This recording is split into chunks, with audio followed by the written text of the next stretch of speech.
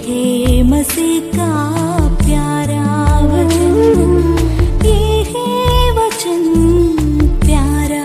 परमेश्वर के धन्य नाम की महिमा हो। प्रभात मनन के सत्र 2339 में आप सभी का बहुत ही विनम्रता के साथ स्वागत करता हूँ। आइए आज के मनन के लिए हम पढ़ते हैं पत्रस की पहली पत्री, पहला अध्याय, उसकी 12वीं पद। उन पर यह प्रकट किया गया कि वे अपनी नहीं वरन तुम्हारी सेवा के लिए ये बातें कहा करते थे, जिनका समाचार अब तुम्हें उनके द्वारा मिला, जिन्होंने पवित्र आत्मा के द्वारा जो स्वर्ग से भेजा गया तुम्हें सुसमाचार सुनाया। और इन बातों को स्वर्गदूत भी ध्यान से देखने की लालसा रखते हैं। हमारे पूर्व के मनन में हम ये देखे थे कि पुराना नियम के भविष्यद्वक्तागण कैसे यीशु मसीह के बारे में भविष्यवाणी करते थे। संसार के उद्धार के लिए जगत में आने वाले उद्धारकर्ता प्रभु यीशु मसीह के बारे में पुराना नियम के काल के भविष्यद्वक्ताएं स्वर्ग से उतर कर उनमें कार्यरत पवित्र आत्मा के द्वारा जानते थे। इसलिए यीशु मसीह के जन्म से 700 वर्ष के पूर्व नबी यशायाह प्रभु के कुमारी जन्म, उनके कष्टमय मृत्यु तथा पुनरुत्थान और उनके अनंतकालीन शासन आदि सबके बारे में भविष्यवाणी की। यशायाह 7 की 14 और 53, 32 आदि अध्यायों को सब पढ़िएगा। नबी मीका ये भविष्यवाणी की कि मसीह का जन्म बैतलहम में होना है, वो भी प्रभु के जन्म के लगभग 700 वर्षों के पूर्व। मीका 5 की 2।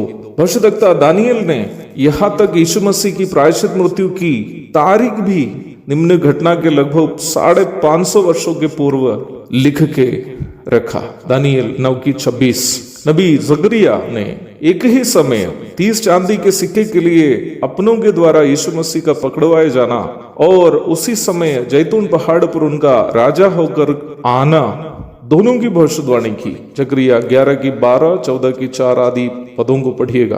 पुराने नियम के अंतिम पुस्तक के अंतिम अध्याय को नबी मलाकी लिखते वक्त वो बहुत ही स्पष्ट रूप में धर्म का सूर्य यीशु मसीह के भव्य आगमन की भविष्यवाणी करते हुए, पुराने नियम की परिसमाप्ति करते हुए आप देख सकते हैं। मलाकी 4 की 2। पत्रस यहाँ कह रहा है, यद्यपि उन महान भविष्यद्वक्ता लोग यीशु मसीह को भले देख नहीं पाए, पर यीशु मसीह का धन्य आगमन का सुसमाचार जिसकी प्रतीक्षा यहाँ तक स्वर्गदूत भी कर रहे थे, हमें सुनाए।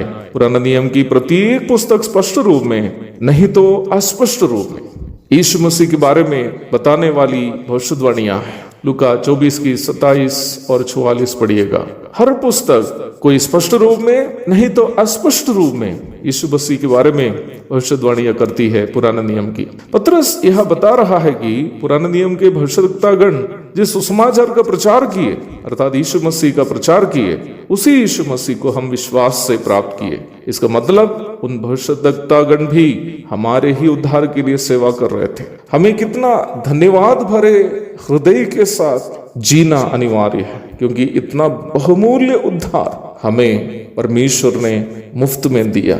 ये उद्धार हमें मुफ्त में मिला, इसके लिए हमने कोई खर्च नहीं किया।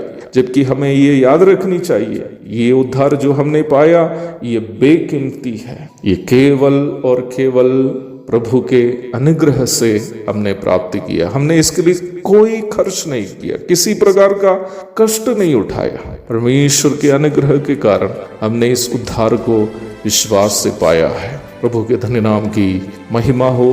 आमीन।